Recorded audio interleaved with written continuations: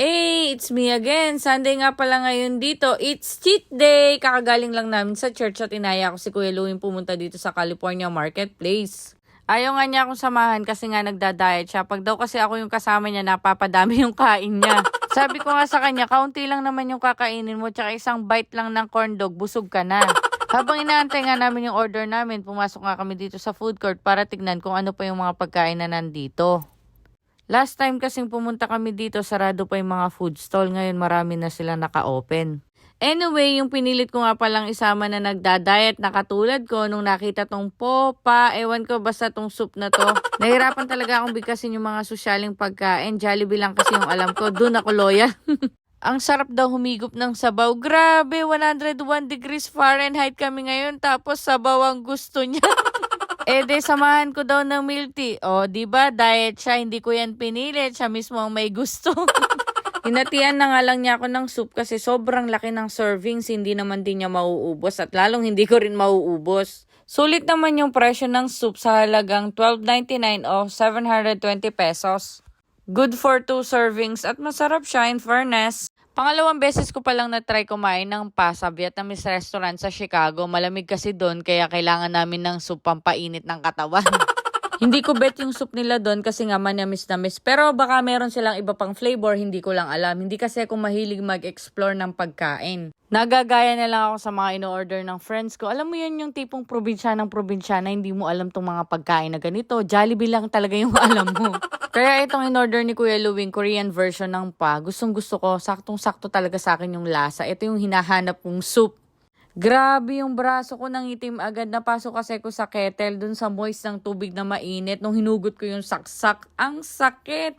Ano bang magandang pampatanggal ng peklat dyan? Nakaka-stress. Grabe, kunwari pa ngayon ako ng soup pero halos maubos ko na. Partida pa yan ha. Hindi ako marunong gumamit ng chopstick. Nagpapanggap lang ako. Nahiya kasi ko.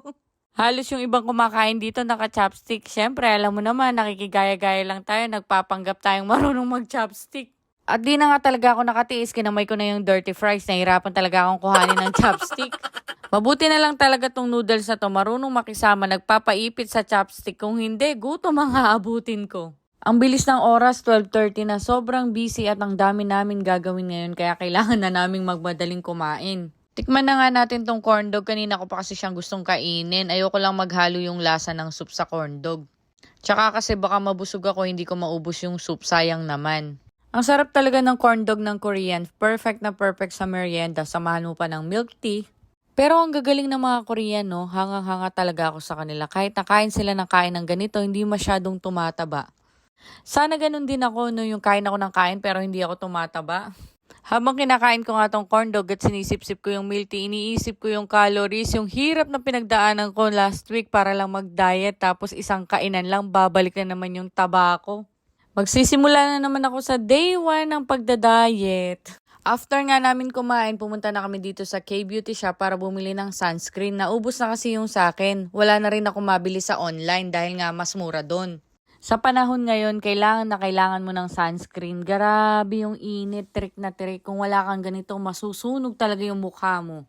Anyway, nandito na kami sa Costco. Nadaanan ko nga tong Levi's na to. Kumuha na ako para kay Ivo. Napakabilis kasi lumaki ng bata na yon. Sumaglit nga lang kami dito para bumili ng Yakult at tubig pero mukhang matatagalan kami kasi sobrang dami ng tao, ang haba ng pila.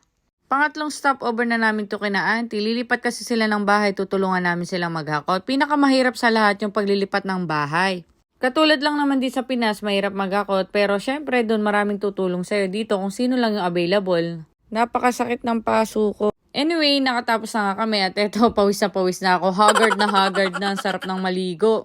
Grabe, pauwi na sana kami kaya lang may tumawag sa akin na, Mama Ina, where's my monster truck? Kaya eto, pupunta kami ng Walmart para hanapin yun. Hay nako Ibo, pahirapan na naman ang paghahanap ng monster truck na yan. Kaya ang ending, ito na lang ang binili ko. Sa online ko na lang siya hanapan ng monster truck, mas madali pa, hindi pa ako mahihilo. Mukhang alam na namin ang gusto mo paglaki mo, maging hasyendero ni Kapitan. Puro tractor ang gusto. Alright, thank you for watching. See you on my next vlog. Babush!